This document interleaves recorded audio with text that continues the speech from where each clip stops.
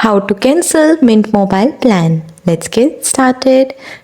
The process is simple, just follow the video till the end. To cancel a Mint Mobile plan, you can either port your number to a new carrier or you can turn off auto-renewal to let the plan expire. There is also the third option by cancelling within 7 days of activation. So let's get started. The method number 1, port your number to a new carrier. This is the simplest way to cancel and will automatically end your Mint Mobile services. You just have to contact your new carrier and start the process to transfer your number. You do not cancel your Mint Mobile service beforehand or you may lose your phone number.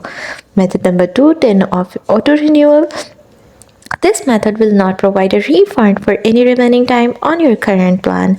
For that, log into your account on the Mint Mobile website or you can use their application. Now navigate to your account settings and turn off the auto-renewal option here. From here, your service will continue until your current plan's renewal date, at which point it will expire. Now we have the last method. This method is only applicable if you purchase your plan directly from Mint Mobile and are within 7 days of activation.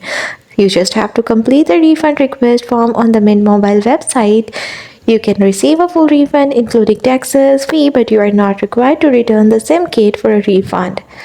If you have an unused, not activated SIM card, you may be able to return it for a refund within 10 days of purchase as long as it is in its original unopened packaging.